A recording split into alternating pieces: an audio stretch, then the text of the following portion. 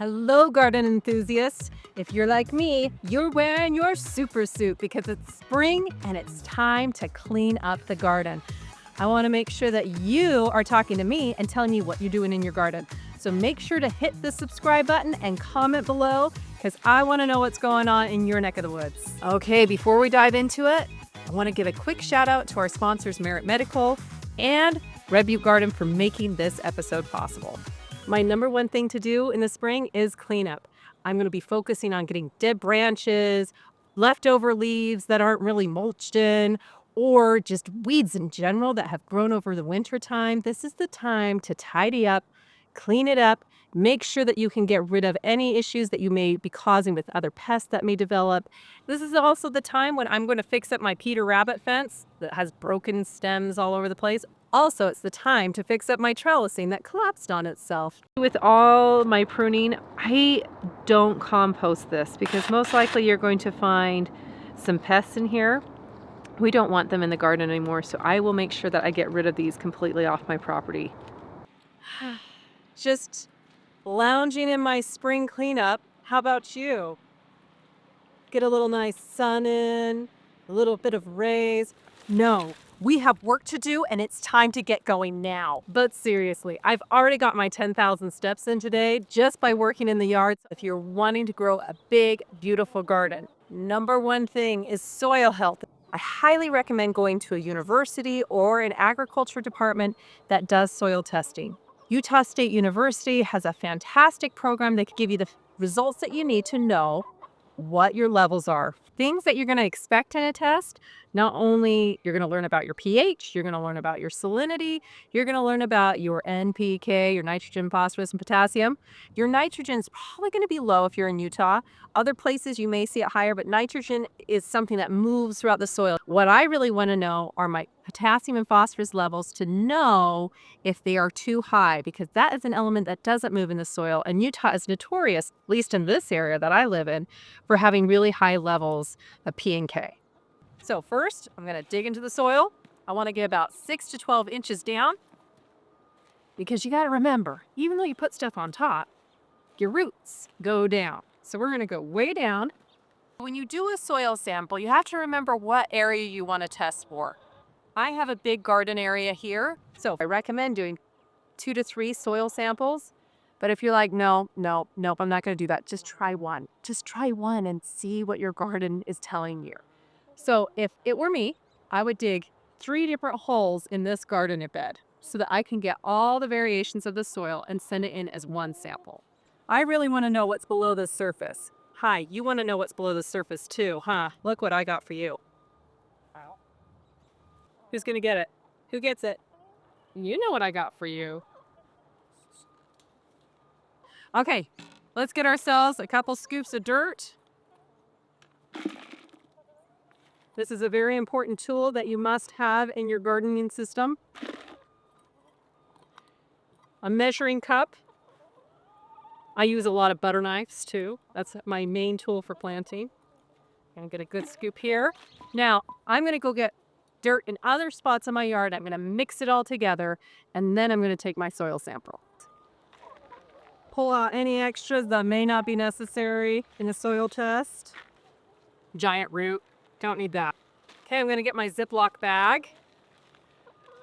My very important kitchen and gardening tool. And if you're wondering, do I use this still in the kitchen? The answer is absolutely yes. Simplify, that's my motto. Okay, 1 scoop, 2 scoops, 3 scoops. All right, I got my soil sample in my Ziploc. I'm going to put this in a box along with my form and ship it off to Utah State University and let them do the soil testing for me. There's a few things that I want to talk about when you get that test back and how to amend your soil. When I'm thinking about amending my garden in the spring, I want to make sure that I'm adding stuff that will help my garden this year. Generally, when I add in a lot of my amendments, it will happen in the fall. But this time, when I'm doing it in the spring, I'm going to make sure of a few things. One, I want to make sure that I'm not adding any hot manure. That means any manure that is really fresh and new that needs time to break down.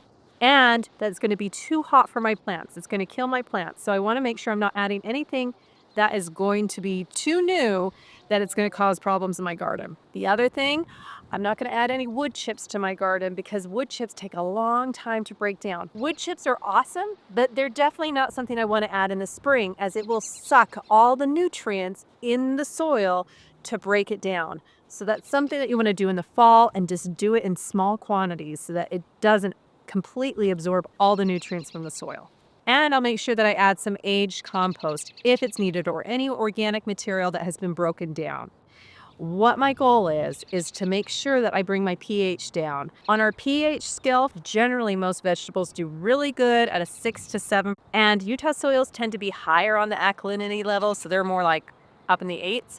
So I want to figure out a way to bring that down with adding some aged organic material. Now, if you're interested in doing your own composting, we have an awesome video, so make sure to check out that video right here to learn more about expert composting. While you're waiting for your soil test to come back, while you're waiting to amend your soil, now is the time to start planning and devising a plan for your garden. We're going to think about where we want things, thinking about crop rotation. Where did you plant things last year? Where are you going to move them this year? Because you're not going to plant them in the same spot, right?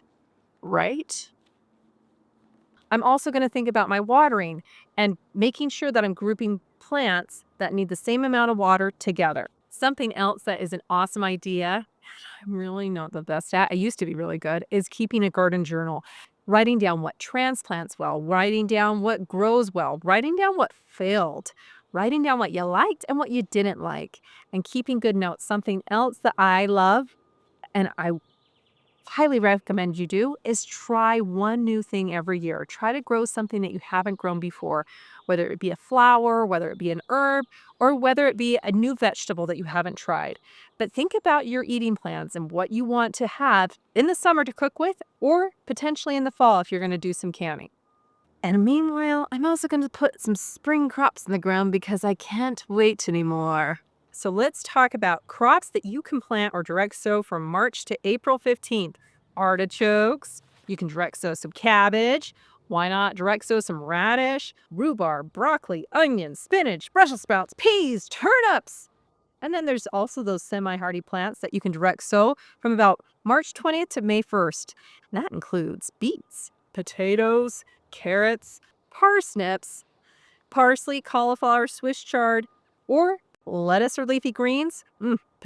Now, let's remember that gardening is not about the end goal. It's about the journey. So let's go on this journey together. Let's learn some things. Let's make some mistakes and enjoy growing together. Until next time.